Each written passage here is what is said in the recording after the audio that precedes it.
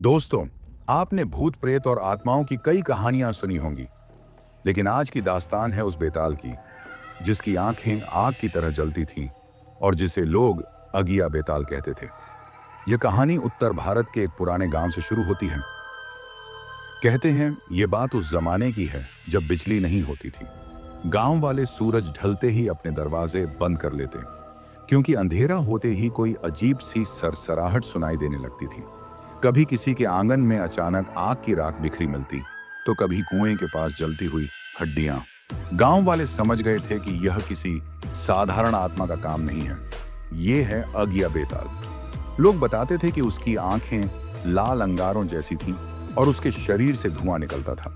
वह रात में घूमता था और अकेले लोगों को उठाकर ले जाता था।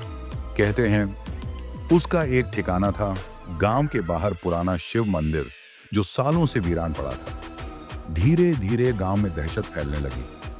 कई लोग गायब हो गए, किसी की लाश नहीं मिली, बस जलती राख और राख में दबे कुछ निशान।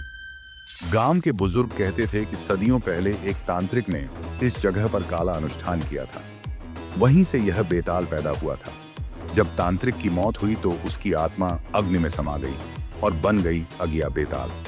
वह सिर्फ इंसानों की आत्मा ही नहीं, बल्कि उनकी जीवनी शक्ति भी चूस लेता था। लोग कहते थे कि अगर उसकी परछाई भी किसी इंसान पर पड़ जाए तो वह बीमार पड़ जाता है। गांव के हालात देखकर एक बहादुर नौजवान आगे आया। उसका नाम था राजन। राजन ने कसम खाई कि वह बेताल का सामना करेगा। गांव के साधु ने उसे एक मंत्र और एक ताबीज दिया। साधु ने कहा, ध्यान रखना, ये बेताल आग से जन्मा है, लेकिन इसकी शक्ति मंत्र और आस्था से टूट सकती है। डरना मत, वरना यह तुम्हारी आत्मा खा जाएगा। राजन ने ताबीज अपने गले में डाला और रात को मंदिर की ओर चल पड़ा।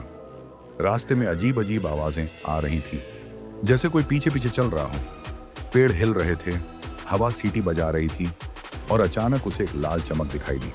वह चमक धीरे धीरे और पास आती गई और फिर सामने खड़ा था वही डरावना प्रेत, अगिया बेताल। उसकी आंखें लाल आग जैसी, हाथ में जलती हड्डी और पूरे शरीर से धुआं निकल रहा था। उसकी हंसी पूरे जंगल में गूंज उठी। हाँ हाँ हाँ, इंसान, तू मौत को बुलाने आया है? राजन कांप गया, लेकिन हिम्मत नहीं हारी। उसने मंत्र पढ़ना शुरू किया।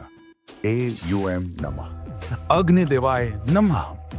बेताल गरजा और अचानक उसने अपनी जलती हुई हड्डी राजन पर फेंकी, लेकिन ताबीज से निकली रोशनी ने राजन को बचा लिया। राजन ने जोर से मंत्र दोहराया।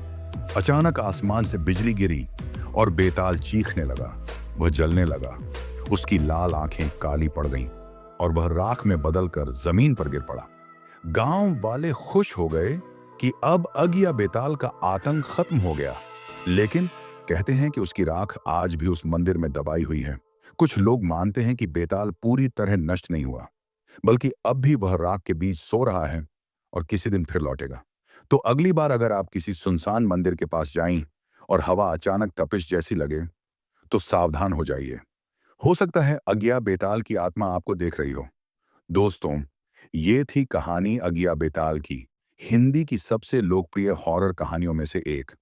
अगर आपको यह वीडियो पसंद आया हो तो इसे लाइक और शेयर जरूर करें और चैनल को सब्सक्राइब करना मत भूलिए, क्योंकि अगली बार मैं लाऊंगा एक और डरावनी दास्तान।